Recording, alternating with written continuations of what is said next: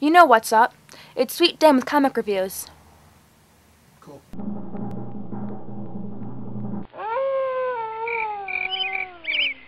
This tape will self-destruct in 5 seconds. Know before you go, Sweet Talking Comics with Sweet and Sweet. Hey folks, how you doing? Comic Book Man here. Welcome once again to my video outhouse. It's time for Sweet Talking with Sweet Dan, Sweet and Comic Book Man, and Comic Book Man's video outhouse located at myalternatereality.com, coming to you from the corner of 111th and Kedzie, and Alternate Reality, which is the best comic book store ever in the world. And if you don't know, now you know. And Now that's you all know. I know. And he knows everything because he I'm on reviews lines. comics. Line. He's He's he's never wrong because he always reviews all Right. of the best comics. And the worst. And of course, this week Dan is here with another review. One review this time Only of one. 3 stories. How does that work? One review of 3 stories. It's really awesome. Actually, Dan's reviewing this, Weird War Tales, which is part of the DC anthology series that they're doing for war books during the month of September. DC's reviving all their war books for 1 week. 1 week only. Each book gets a week, and they're going to do 5 of them, I think, altogether. Weird War being one of them. They're doing Our Fighting Forces this coming week for us. Previous weeks, they've done Sergeant Rock and Our Army at War, and I forget what else is coming down the road, but I think there's 5 altogether. Anyway, Dan's reviewing Weird War Tales, which is made up of 3, count them, 3 different stories, short stories, 3 different short stories. Zombies, Yep. dinosaurs, Yep. and ghosts. Ghosts? Ghosts? It's sort of weird. You know what the beautiful thing about Weird War Tales is? I'm not a huge fan of war comics. I didn't come up in an era where soldiers were glamorized in funny books in that way. You know what I mean? Soldiers always became superheroes in the books I read. We didn't have a lot of Sergeant Rocks or Howling Commandos or anything like that in the 80s, 90s. Well, if you read Howling Commandos way back when, you know exactly what he's talking about. So, picking this up, I didn't know what to expect. I saw zombie soldiers on the front, and I'm like, oh, good. Soldiers versus zombies, this is going to be crappy, and I'm going to have a lot of crummy stuff to say about it. And surprisingly, I didn't know it was going to be an anthology book, and that really played to its strengths. It is more of a sci-fi horror war book than anything else. The first story, Darwin Cook and Dave Stewart do a zombie Olympics for soldiers. That sounds really messed up. It's like, take all the great warmongers of history, who at the time are celebrated for their accomplishments, and over time become reviled for the things they did. People like Genghis Khan. Napoleon? Hannibal. Hannibal? Napoleon, Robert E. Lee, whoever.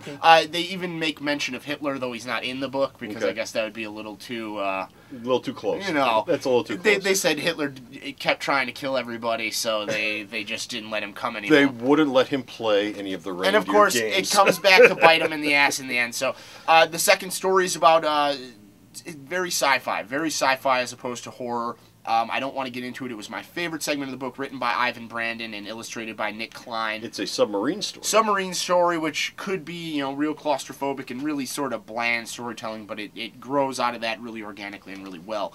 The last story by Jan Strnad. I don't know. Strand. S-T-R-N-A-D. Yeah, Jan Strand.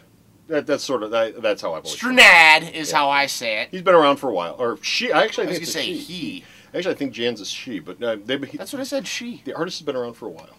And that's actually Gabriel Hardman, who did a lot of the art for some Agents of Atlas stuff that I really enjoyed. That is, you said dinosaurs, and dinosaurs are in it, but it's not what you think, and it's much more of a metaphorical story.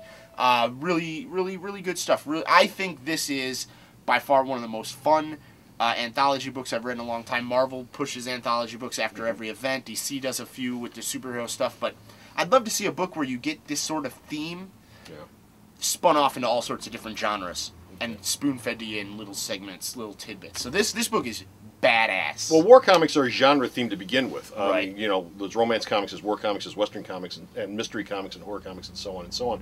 And war comics, like romance comics, is sort of a dead genre. Not that there was not good stuff. Not good stuff. There's not good stuff. Comic Book Man can't speak today. He speak no which English. is par for the course.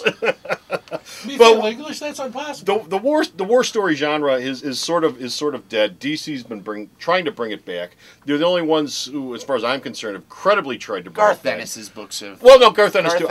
Has stuck with war books for a long time. I'm thinking DC Marvel. I'm thinking DC Marvel. But yeah, Garth Ennis is doing some really good stuff with war Wednesday's books had a war in the thread indie going realm. through too, right? Wednesday's comics had a war thread going through. Sergeant Rock. Sergeant Rock was in there. Sergeant Rock was in there. So DC has actively tried to keep the war series alive, and actually DC did the best war comics in the 60s and into the 1970s. The Our Army at War stuff, the Weird War stuff, Our Fighting Forces, that was always the best stuff. The Marvel stuff was sort of a joke. The Sergeant Fury and the Howling Commando stuff. You couldn't take that stuff seriously, and there was no point even trying. But Weird War was always a good little anthology series, and Weird War Still is. Weird War originally ran like 123, 124 issues, as I remember, which is a hell of a run for something like that. For a war comic? I mean, Yeah. and the best part is, I don't think there's anything like it right now. Yeah. You know what I mean? Even independent publishers aren't pushing anthology mashup genre series. So I would love to see this come out monthly. Yeah. You know what I mean? That's just how I feel. Okay. That's it. We're done with Finish. We're out of here. Pick up Weird War. It's a big thumbs up. Get it right now. Big thumbs thumbs up. up. Big 2 thumbs up. You can read all of Dan's reviews at the store's website. And Why of wouldn't course, Dan's got hundreds of thousands of reviews on the Millions website. even, probably. And the website is at Sarah.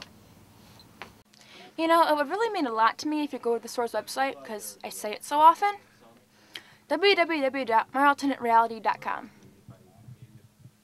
So stop off the store's website and check out all of Dan's reviews. And until next time, this is Comic Book Man And this is Sweet Dan Sweet. saying he's not messed up, really. He's I'm really not. No, he's when I really do not. this, and I'm like, hey, guys, that's acting. That's called acting, idiots. He's not messed up. Don't hate the game, hate the He player. takes this very seriously. I must attest to that. Bye!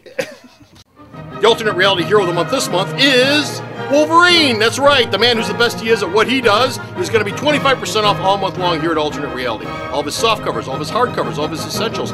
Every Wolverine trade paperback in the place is 25% off all month long. And our Hero of the Week sale, which is every week, will feature Wolverine all month long. So there'll be a bunch of Wolverine comic books that'll be $1 each all month long here at Alternate Reality. So like Wolverine, we're the best we are at what we do, and that's save you money. The Video Outhouse is brought to you by some of the finest people willing to work for free. This is a list of some of them.